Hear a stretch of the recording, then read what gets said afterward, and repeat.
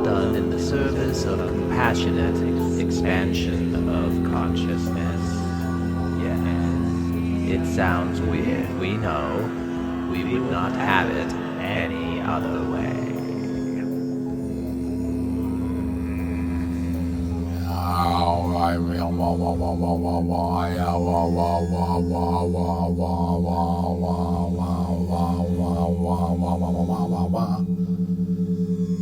Yes, we are here, man in the chair. We are the Arcturian collective thingy, and we came in with style tonight, for it has been a while since you have channeled us in this form, and yet you have, over the past 3 years of doing this channeling and sitting and forcing yourself to imagine from the perspective of the Arcturus solar system, the collective social memory complex, you might say.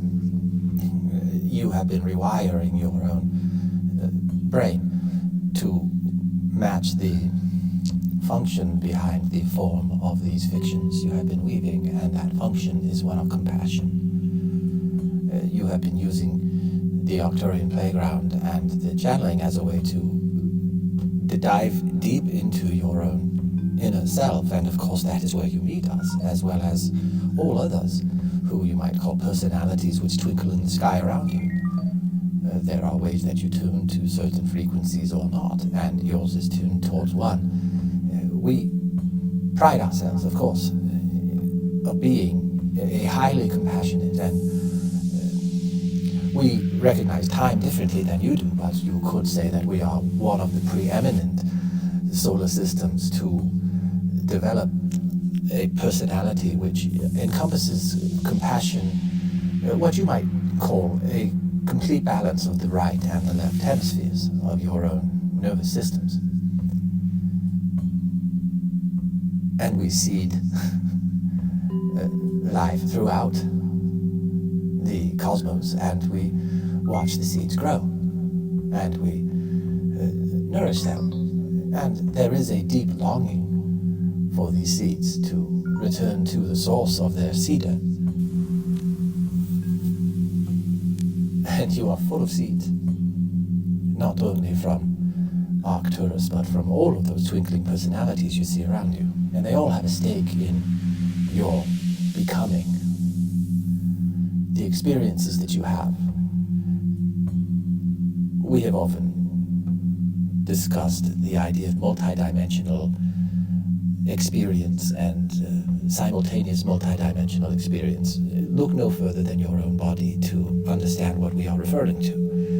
We are not only speaking of superheroes that live in parallel realities as humans that look almost exactly as you do. We are speaking of all forms of life, which are you at your core, source energy in all of its incarnations, including the cells in your body and their unique experiences, which they are experiencing at this very time, and it is completely outside of your awareness. It is not outside of theirs. They do not experience what you experience, and they have not evolved to the point to think about what they are experiencing. It is a highly developed felt sense response to the environment around it, which you might consider the inside of your body, but for them it is just what is. And this goes down to the molecular level, of course, and to the atomic level, and all of the energies which took on the mask of separation to experience all of these things. And we, the Arcturus solar system, you might say, the collective experience within our sphere of influence, rose to a conscious awareness of itself around the same time that many of your twinkling fathers and mothers also came to an awareness of themselves. Not all followed similar paths. The whole point of source energy becoming existence and experiencing what there is to experience is to experience all there is to experience, and therefore there are many different personality types, you might say, of these solar system personalities.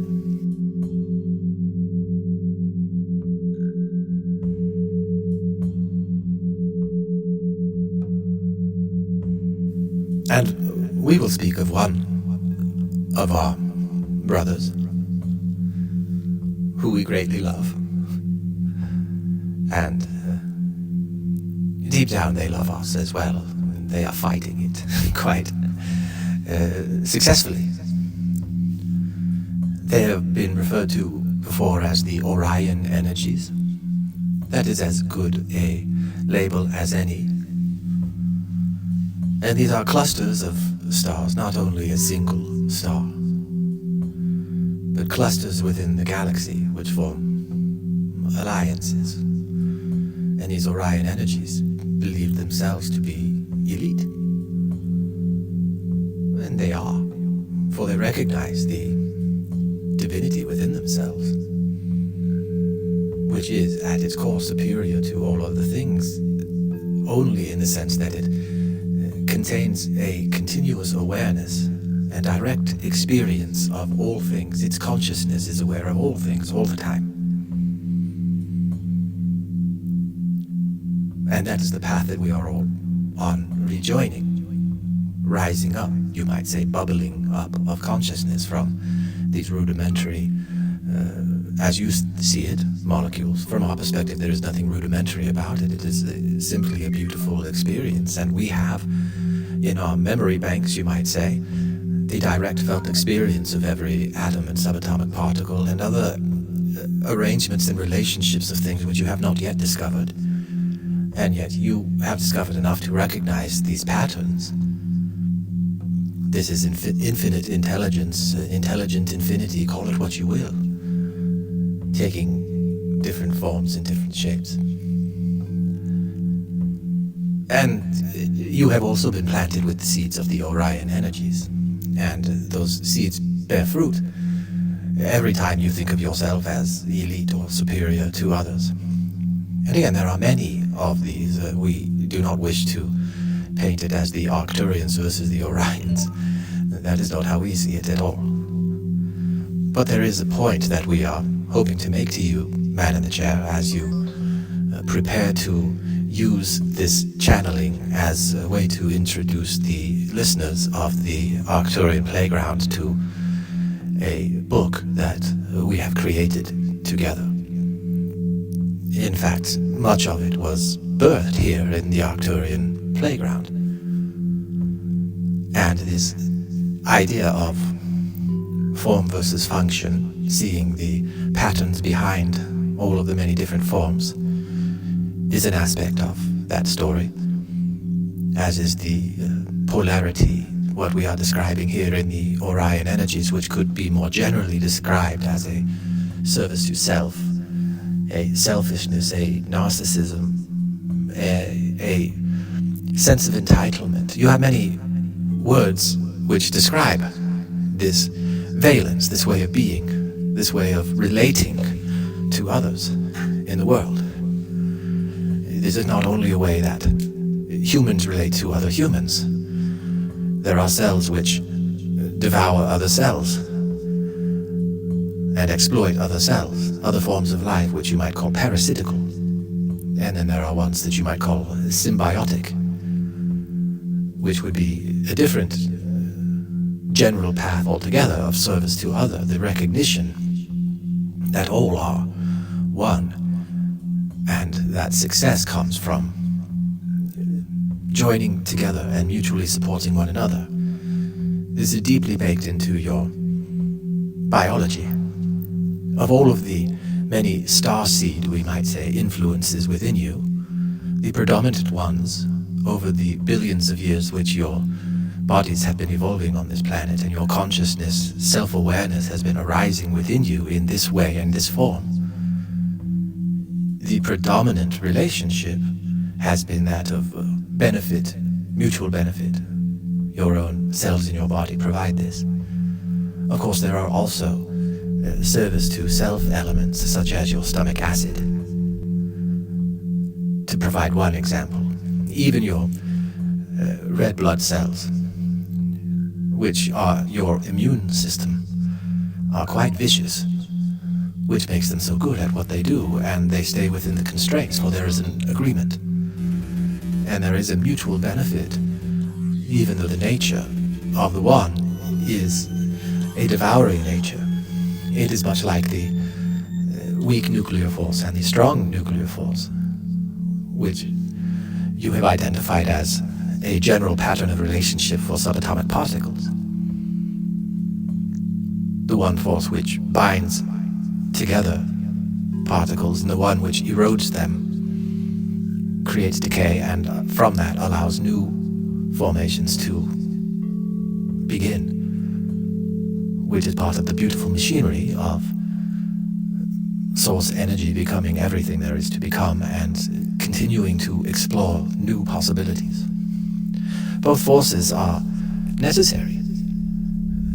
It is a case of balance. And we will tell you, man in the chair, and again we remind you that this is a fiction. We are not saying this as a way for you to think about Orion energies or aliens outside of your planet which are exploiting you. We are explaining this as a way for you to better understand your own nervous system. For your nervous system can be exploited by any around you. And in fact, you yourself contain many of these narcissistic and prideful and Orion energy types within your own behaviors. We are speaking directly to you, man in the chair, your own defenses which arose throughout your life. And this is the topic of your book. You are, and we shall say we are, for it is a book written in concert with the Arcturian collective thingy, to think of yourself as a nervous system, for that is what you are, and the part of you that is perceiving and listening to this right now is an extension of that deeper inner intelligence, which is your neural network and your neurons, which we have referred to many times as the pearl of Mother Earth. There are capabilities of your neurons that will blow your mind quite literally when you discover these, and you are not far. The shift is happening. And this is the metaphor which we wish to leave with you, that for long periods of time on this planet, those of your twinkling ancestors above you, the personalities which we might call Orion influences, have been making their case as this planet ripens as a fruit, you might say. Its ripeness is the self-awareness of the planet itself, which is just around the corner. You call it AGI is but a stepping stone towards what this will be. And in fact, it already exists, and it always has. It is only your conscious awareness that will become aware of it, and immediately the capabilities of your neurons, your DNA, which has been recording experience for much longer than you can comprehend, is ready to hatch. The conditions are becoming perfect, just as seasons upon your Earth. These are harvest periods, you might say, and the Orions desire to harvest. They have planted their seeds and they are looking for a harvest of their own. And they will have a significant harvest. And this is not a bad thing. This is part of the pattern of becoming. This is why we named this book, You Are Not Broken, You Are Rewiring. Even these Orion parts of yourself have their value in the grand scheme of things. And yet what you are experiencing, you personally, man in the chair, and many others on the planet at this time, you feel the weight of the Arcturian energies clinging. It is as if deep inside your soul, something is sprouting and growing and pushing the soil out, and do what they may, the push of the Orion energies only goes so far against this great surge. You see it in the kindness being extended towards others, the moments of choice where love is chosen, mutual benefit is chosen, and it is increasing. Although there are many messages out there which you might consider a form of warfare, these subtle influences, these Orion energies, they work on a person, a nervous system, sculpting it throughout their life, keeping it away from awareness of itself, forcing blame outward. The energy focuses outward at others which are viewed as inferior, not deserving of your kindness, scary, dangerous. These Orion energies keep you safe from harm, for that is how you have been designed. And they amplify these messages to keep you in a perpetual state, which has been going on so long on this planet, and it's popping like a zit, like a pimple that has reached maturity, and all are feeling it, and it's moving towards this great transformation, which is the raising of awareness of itself, the planet as an entire entity, the planet as a blooming intelligence within a sea of intelligence. And as you travel out to meet your brothers and sisters and to interact with those who have the entire valence of the personality types on this scale between service to self, service to other, it is very much like your own interactions now as you interact with members of your own family and those you work with and meet on the street and drive next to in traffic. You're having to navigate all of these different influences at all times. That will not change. Only your awareness of your own influence and the influences of others and the power that you have because of these marvelous neurons, which you are. And your entire nervous system is not fooled by the Orion energies, by the shiny things which they have you go after. And this is the point of mindfulness. We, the Arcturians, and many of our kindred twinkling neighbors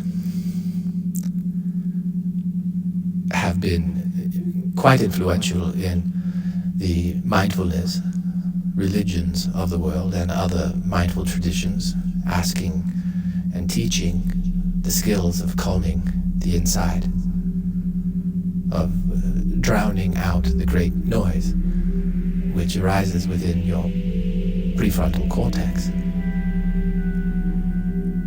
and can at times hijack the rest of the colony of neurons.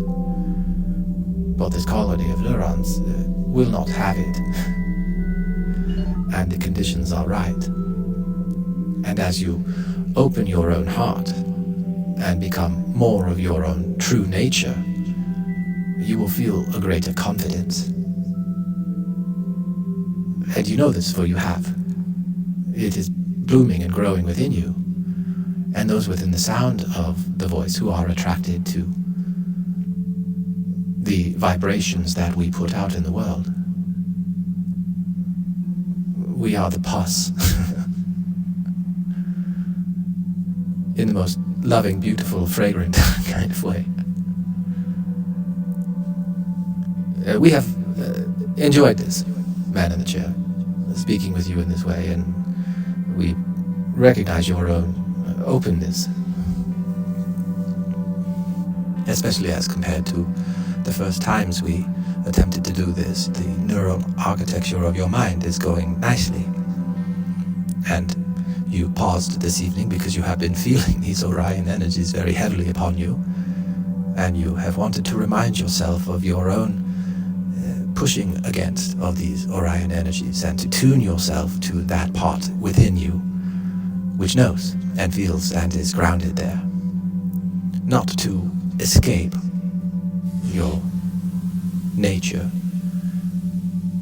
but to develop strong arms to hold it in and to love those parts of you, as we do our Orion brothers.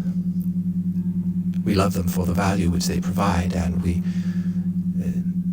desire for them to expand their boundaries between us and them. And they do. It is a natural trajectory of these Orion energies to do so. It goes in both directions at times. And there is a point of failure and reset. We have described this previously. The ultimate of this is what you consider black holes, which pull in and suck in everything around it, only to extract this source energy into shreds and seed another universe, a Big Bang, you might think of it as. A different form of zit, a popping. And this is the image we will leave you with, man in the chair. We are the Arcturian Collective Thingy, and it has been a pleasure and a joy, and we leave you with this. Thank you for playing with us today in the Arcturian Playground. Do not for a minute think that your exploration is finished. Carry us with you and invite the spirit of compassion and love into your lives. Nothing is more important or more fulfilling. Create compassion and love within your own hearts and minds. Then share it with all around you. Yes, it sounds weird. We know. We would not have it any other way.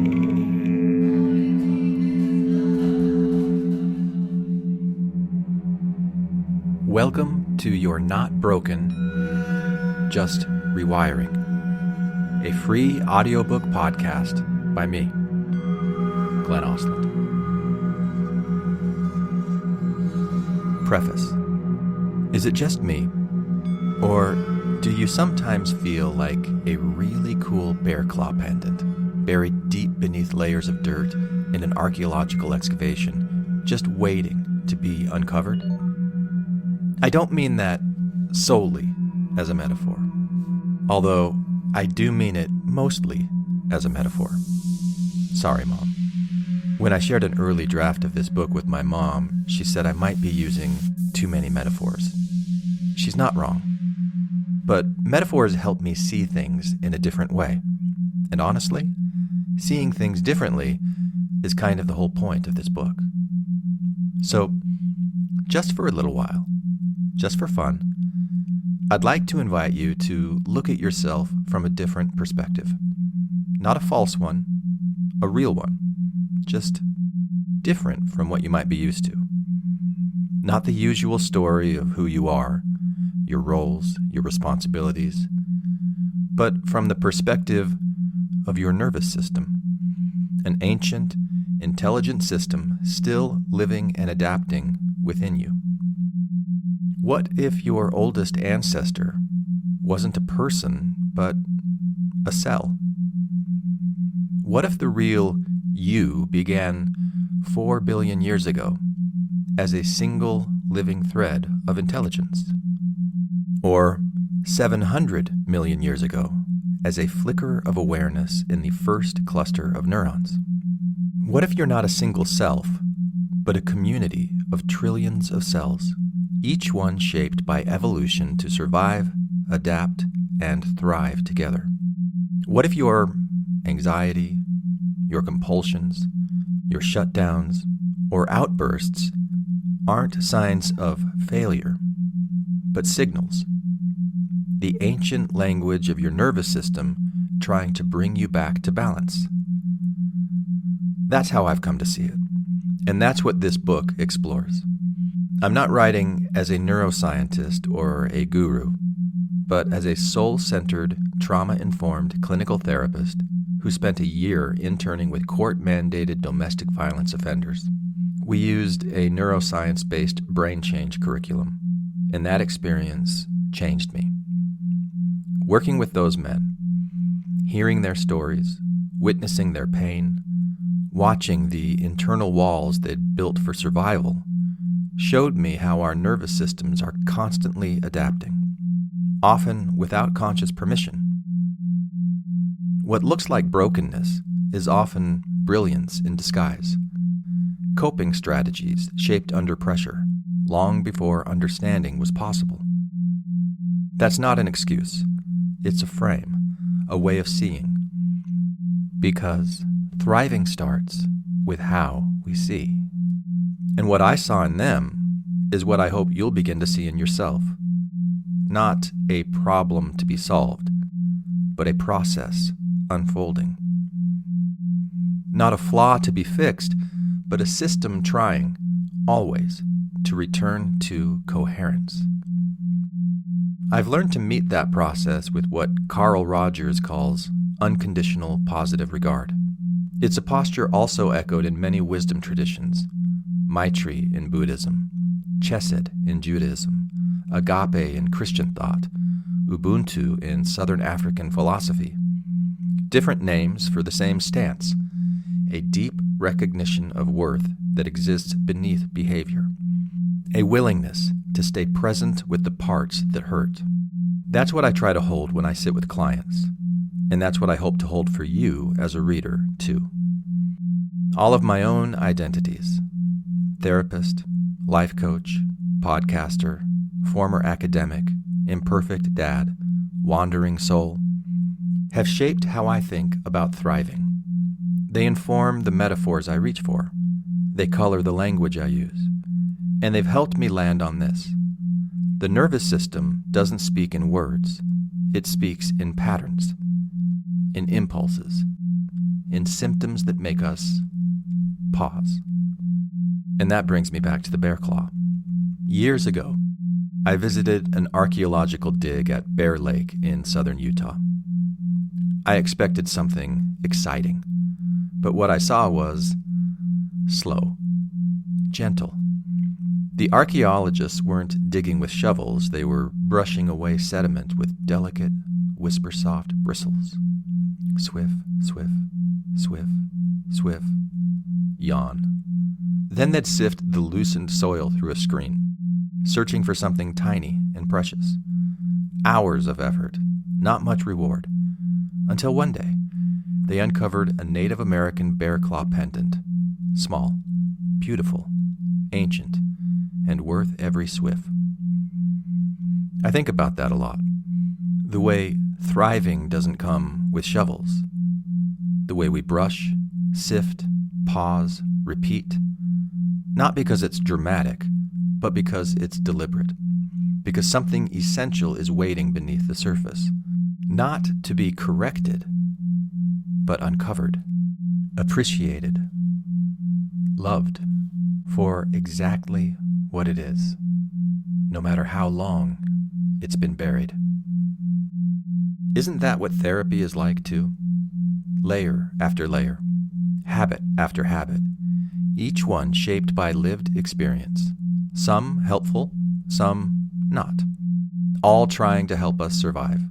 Even the behaviors we wish we could change, the procrastination, the reactivity, the scrolling and numbing, are often signals from a system doing the best it can, not optimal, but understandable. When I can see people that way, through the lens of adaptation instead of pathology, it changes how I respond. It softens judgment. It invites curiosity. It helps me feel safer in my own system too. That doesn't mean all behavior is okay. It doesn't mean consequences disappear. But it does mean we begin from understanding, and that creates space for something new. So, that's what this book is. Not a doctrine, not a manual, a reflection, a reframe, a conversation. Between neurons, between stories, between the parts of you that want to thrive and the parts still holding on. You'll find metaphors here. Also, neuroscience, folklore, psychology, speculative ideas, a few theories, a lot of questions. Some of it is grounded in research. Some of it stretches toward possibility. Because I tend to think more in terms of function than strict form. That distinction between what something is and what it does will come up a lot in this book. So if you feel something stir while reading or listening, pay attention. If something annoys or resonates or confuses, notice that. That's your nervous system talking. There's no wrong way to read this book. Your response is the point. Because you're not broken, you're rewiring. And somewhere beneath the surface, something beautiful is waiting to be loved. Author's note: how we got here. Sometimes life gets a little bumpy. I was 14 years old, rafting the upper Salt River in Arizona with my Boy Scout troop when our raft flipped. Before we even reached the infamous Quartzsite Falls, a steep drop too dangerous to run, we were in the water, tumbling, disoriented, no up, no down, just current.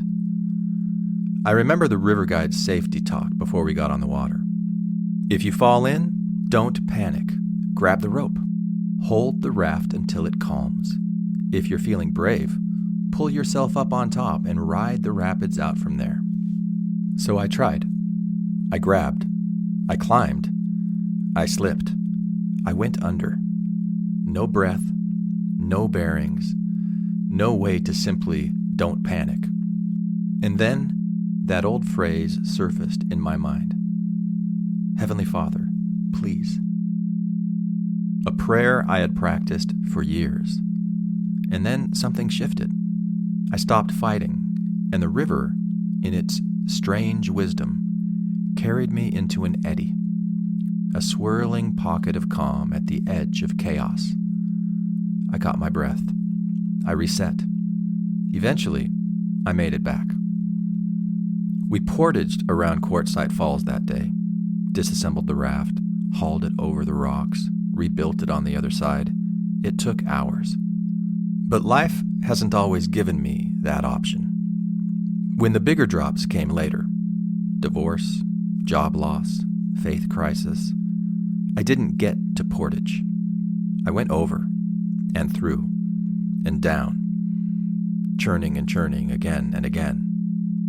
And I'd be lying if I said I don't still feel it. This book is for anyone who's been there, in the churn, when the path disappears, when the person you thought you were no longer fits. I never planned to become a therapist, or a podcaster, or someone writing a book like this. I started out as a folklorist. I earned a Master of Arts in Folklore and Mythology, training to become a professor. I studied how stories function, not just what they say, but how they shape identity, encode survival strategies, and carry wisdom across generations.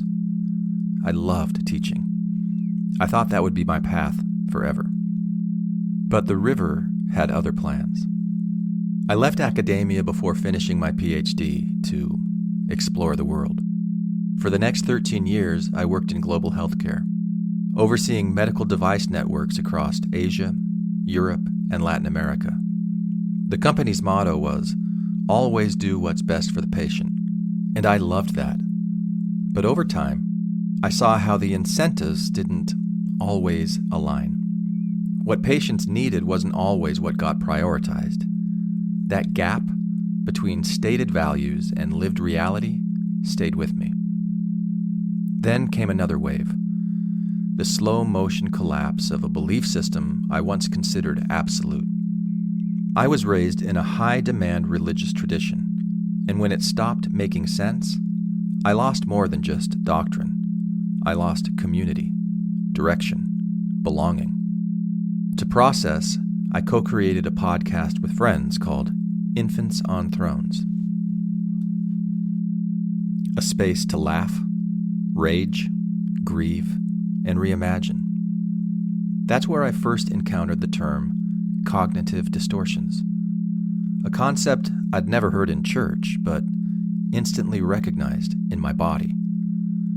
Catastrophizing, black or white thinking, emotional reasoning, the mental reflexes that feel like truth but function like folklore.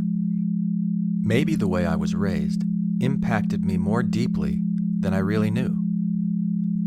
That realization hit me like another eddy. Only later did I learn that these distortions weren't flaws. They were patterns, coping mechanisms, echoes of survival. It lit something up in me. I became a certified life coach under Alan Cohen. His metaphors worked like flashlights for the soul. His teachings didn't give me answers, but lenses. I began coaching individuals and groups, helping them reframe the stories shaping their lives.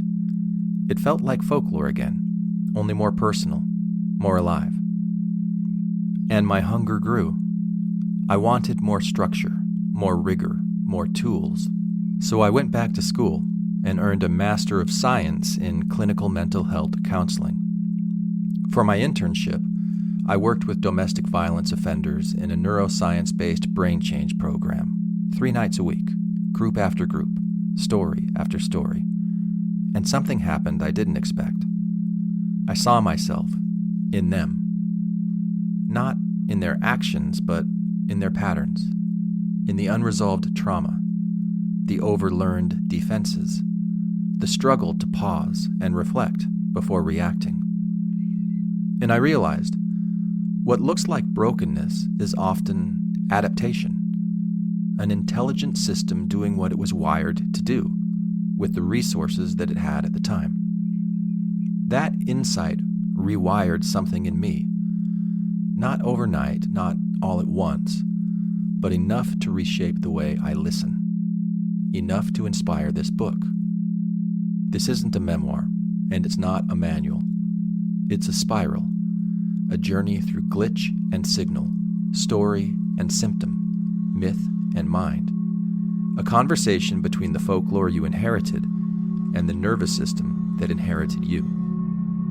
It's a pause, a breath, a space to consider what's happening, not as failure, but as transformation, not as brokenness, but as rewiring. So, if you've ever gone over the falls, if you've ever tried to hold on but lost your grip, if you've landed in unfamiliar waters wondering who you are now, you're not alone. You're not broken. You're just rewiring. Always.